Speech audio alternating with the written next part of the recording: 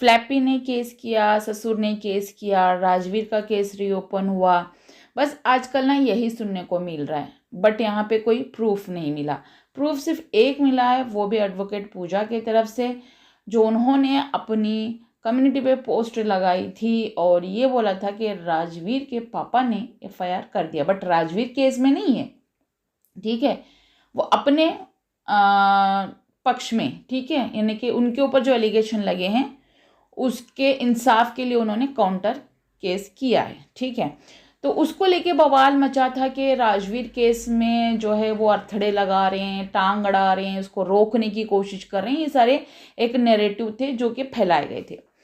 तो बात यहाँ पे शुरू से स्टार्ट करते हैं, कुछ महीने पहले पीछे जाते हैं और पीछे से सारी बातें आपको बताऊंगी कि थोड़ा थोड़ा आप नज़र डालिएगा इसके ऊपर और ध्यान से सुनिएगा, तब जाके समझ आएगा कि कुछ महीने पहले जब भाभी जी अलग हुई थी तो बात बात पे वो प्रॉपर्टी की बात करती थी कि मैं किराए के घर में हूँ, वॉशिंग मशीन तक खरीद नहीं पाऊंगी, वो नहीं है, ये नहीं। किराए के घर से खुद का घर भी हो गया, वॉशिंग मशीन के बजाय तो सारा फर्नीचर भी आ गया, इलेक्ट्रॉनिक चीज़ें भी आ गई, और तो और व्हीकल भी खरीद लिए, 4 व्हीलर, ठीक है।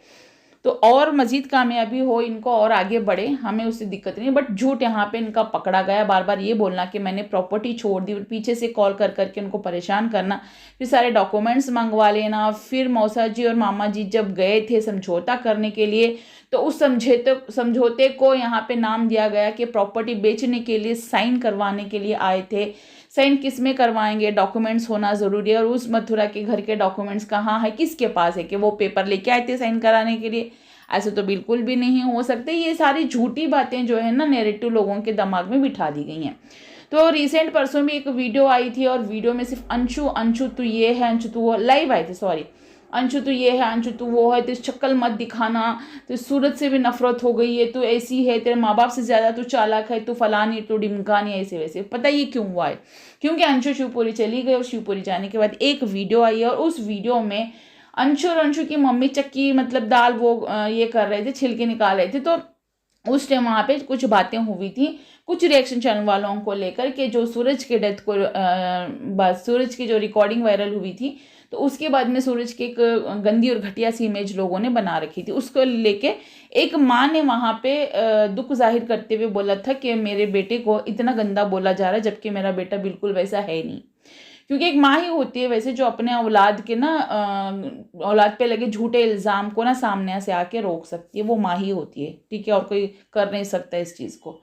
और दूसरी बात यहाँ पे वो डराने की कोशिश कर रही है लाइव में आके, ताकि मैं ये बोलूं और ये डर जाए और सोशल मीडिया पे कुछ चीज़ें नहीं ला के रखे। क्योंकि पता है भाभी जी को कि अगर वो लाइव में आके अंशु के लिए, सास ससुर के लिए कुछ बोलती हैं तो उसके बाद में बहुत ज़्यादा वीडियोस जो है अंशु के ऊपर बनेंगे, सास ससुर के ऊपर बनेंगे, लोग उनको क्रिटिसाइज करेंगे, डिफेम करेंगे, बदनाम करेंगे, उन पे लांछन लगाएंगे, इल्ज़ाम लगाएंगे, घटिया से घटिया इल्ज़ाम लगाने तक उतर जाएंगे और बहुत ज़्यादा वीडियोस पे वीडियोस बनाएंगे जो हेटर्स हैं। तो इस तरीके से होगा और उसको अच्छे से पता है, इसलिए उसने क्या किया, वो बात जो है रख दी पब्लिक के सामने ताकि बने और वीडियोस और वो पीछे हट जाए, ताकि वो अपनी वीडियोस ना डालें। तो मैं यहाँ पे अंशु को एक ही मैसेज दूंगी कि अंशु आगे बढ़ो, वीडियो डालो, डरना नहीं है कि बिल्कुल भी, ठीक है। भले 1000 वीडियो 1000 लोग बनाते हैं, 1000 मुंह 1000 बातें होती हैं, 1000 लोग अपना अपना ओपिनियन रखते हैं, हम किसी को रोक नहीं सकते कि भाई तुम क्यों बोल रहे हो, है ना। वो अपनी ओपिनियन रखते हैं, अपने चैनल द्वारा, अपने मुंह द्वारा अपनी बातें रखते हैं, ठीक है, तो हम उनको नहीं बोल सकते। तो आप अपना काम करो अंकल आंटी, आप अपना काम करो, आप अपनी सेफ्टी देखो। जो झूठे इल्ज़ाम आपके ऊपर लगाए जा रहे हैं और बेबुनियाद इल्ज़ाम है, और आगे भी इल्ज़ाम आप पे घटिया इल्ज़ाम लगने वाले हैं, जो कि सगी साहिबा जेठानी साहिबा जो हैं वो उनके वीडियोस में बता रही थी कि आगे जाके ना अब देखना, मतलब भाभी जी ना मेरे साथ देंगी, मैं उनके साथ खड़ी रहूँगी, और अब उनके ऊपर लगेगा डोमेस्टिक वायलेंस वाला केस, ठीक है। तो डोमेस्टिक वायलेंस केस भी डाल देंगे ससुर जी के ऊपर के मारपीट करवाते थे चुगलियां लगाकर। जो मारता पीटता था वो तो 4 साल पहले चला गया, ठीक है। जो दूसरा वाला था, क्या उसने कभी माँ बाप की बातें सुन के मारा पीटा नहीं? चलो नहीं मारा पीटा होगा, वो भी चला गया। अब किसके ऊपर केस दर्ज होगा? क्या सबूत है? किससे पूछेंगे? मरने वाले से पूछेंगे कि क्या तुम्हारे माँ बाप ने तुमसे मार पिटाई करवाने के लिए चुगलियां करवाई थी? तो किस बेसिस पे लगाएंगे इल्ज़ाम? तो चलिए, एक वो हो गया, और रहेगा मोलेस्टेशन का केस। फिर उसके बाद में आ रहा है भाई डाउरी का केस। 18,000 रुपए के डॉरी का केस, 18 लाख, सॉरी मैं हज़ार बोल गई, 18 लाख रुपए का जो है वो डॉरी केस भी लगाने की प्लानिंग चल रही है। और ये सारे कमेंट्स भी हमको आ रहे हैं और इन्फॉर्मेशन भी मिल रही है, लोग पैनलों पे जगह जगह बातें भी कर रहे हैं कि 18 लाख रुपए का जो है वो अभी डॉरी केस भी डालेंगे। यहाँ तक कि अंकल को इतना झुका के रख देंगे कि भाई वो चलो ठीक है, हाँ तू मथुरा का विला ले ले, ये सारी प्रॉपर्टी तू ले ले, हमारी जान बख्श दे, मतलब वहां तक वो टूट जाए। तो ये मैं कह रही हूँ कि टूटना नहीं है, काउंटर करो, ठीक है। कोई आपके ऊपर केस करता है, देखिए मैं सबकी बात बोल रही हूँ जनरली इंक्लूडिंग मी, कोई आपको केस की धमकी दे रहा है, कंप्लेन की धमकी दे रहा है, नहीं डरने का। जब आप लोग गलती नहीं कर रहे हो तो डरने की जरूरत ही नहीं है।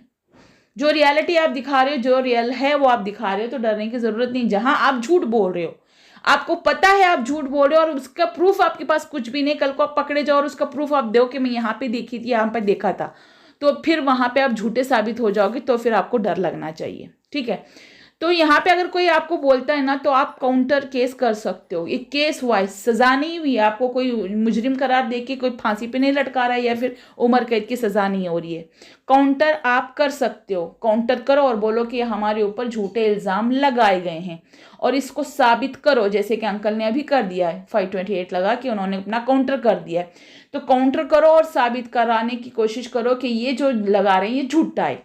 जब आपने कुछ किया नहीं है, कुछ बोला नहीं है, तो फिर आपके ऊपर वो एलिगेशन लग रहा है जो कि सोशल मीडिया पे है नहीं, या फिर मतलब कि ऐसा कोई बात आपने रख दी जो सोशल मीडिया पे नहीं है, सोशल मीडिया पे है, ऑलरेडी फैली हुई है, उसके बाद आपने डाली हुई है, तो आपको डरने की ज़रूरत नहीं है। और वो खुद अगर सोशल मीडिया पे दिखा रहे हैं और वो बोल रहे हैं, तो फिर भी डरने की ज़रूरत नहीं है। और रही बात जो यहाँ पे अंकल आंटी के ऊपर या फिर उनके फैमिली वालों के ऊपर जो एलिगेशन लगाने की या कंप्लेंट FIR करवाने की जो धमकियां रात दिन दी जा रही हैं, उनसे भी उनको डरने की ज़रूरत नहीं है। कानून यहाँ पे ना सबके लिए एक बराबर है, सबके लिए बराबर है। अगर किसी ने किसी का मर्डर भी कर दिया ना, वो भी अपना वकील हायर कर सकता है, वो भी अपना वकील रख सकता है कि भाई हाँ मैंने मर्डर किया है, मैं अपनी जान बचाने के लिए, क्योंकि वहां पे अगर कुछ उसने किया है तो ठीक है। सबको अपना वकील रखने का अधिकार है, तो वो भी अपना वकील रख सकते हैं। ये नहीं कह रही कि मैं वो मुजरिम है, आप मत कंपेयर कर लेना, मैं एग्जाम्पल बता रही हूँ, ठीक है। तो वो बिना अगर कुछ गुनाह किए, बिना गुनाह की सजा जो है उनको मिल रही है, तो फिर वो अपना काउंटर कर सकते हैं। सभी लोग, जितने भी लोग दुनिया में हैं, इंडिया में हैं सॉरी, तो उनके ऊपर अगर कोई झूठा केस कर रहा है तो वो काउंटर केस कर सकता है और काउंटर केस करके उसकी तहकीकात अच्छे से जांच करने की अपील कर सकता है, ताकि ये बताए जज को कि हम जो है वो बेगुनाह, हमारे ऊपर ये ऐसे ऐसे इल्ज़ाम लग रहे हैं, आप छानबीन करो, अगर हम गुनहगार हैं हमको सजा दो, अगर हम गुनहगार नहीं साबित हुए तो सामने वाले को ऊपर जो है हरासमेंट का केस करो। डिफेमेशन हरासमेंट तो छोड़ो, ITI के तहत जो है ना, ITI एक्ट बोलते हैं सॉरी, तो उसके तहत तो कड़ी से कड़ी सजा मिल सकती है ना, मतलब ये 2 साल 3 साल वाली सजा तो फिर भी वो बेल वेल पे छूट जाएंगे। तो मतलब बोलने का मतलब ये है कि कानून सबके लिए एक बराबर होता है, यहाँ पे डरने की ज़रूरत नहीं है। अगर कोई झूठा इल्ज़ाम लगा भी रहा है तो क्यों पीछे हटना, डरना नहीं है। और मैं अंशु से यही बात बोलूँगी, जस्ट डराया जा रहा है ताकि तुम वीडियो या व्लॉग मत बनाओ, आप अपना काम करते रहो, नॉर्मल व्लॉग बनाओ, जो घर का दिखता है वो व्लॉग बनाओ। हाँ, अगर कोई रिएक्शन चैनल वाला आपके ऊपर डायरेक्ट क्वेश्चन कर रहा है और सवाल कुछ पूछ रहा है, तो उसका जवाब आप अपने अंदाज में दे सकते हो। ये अधिकार पूरा पूरा आपको है, जैसे बाकी वालों को है वैसे आपको भी, जैसे आपकी भाभी को है, हमको है, बाकी वालों को है, बाकी रिएक्शन चैनल वालों को है, तो वैसे आपके ऊपर भी है। और एक बात मैं यहाँ पे स्टार्टिंग में मैंने बोला था कि राजवीर केस रिओपन होगा, अभी तक कोई उसमें अपडेट हमको मिली नहीं है, बस बोल बच्चन है, 15 दिन से सिर्फ बोल बच्चन ही चल रहा है, कोई नई अपडेट हमको अभी तक मिली नहीं कि कंप्लेंट हुई है, कहाँ तक कुछ पहुँचा है, क्या पुलिस वालों ने बोला है, कोई अपडेट हमको नहीं मिली है।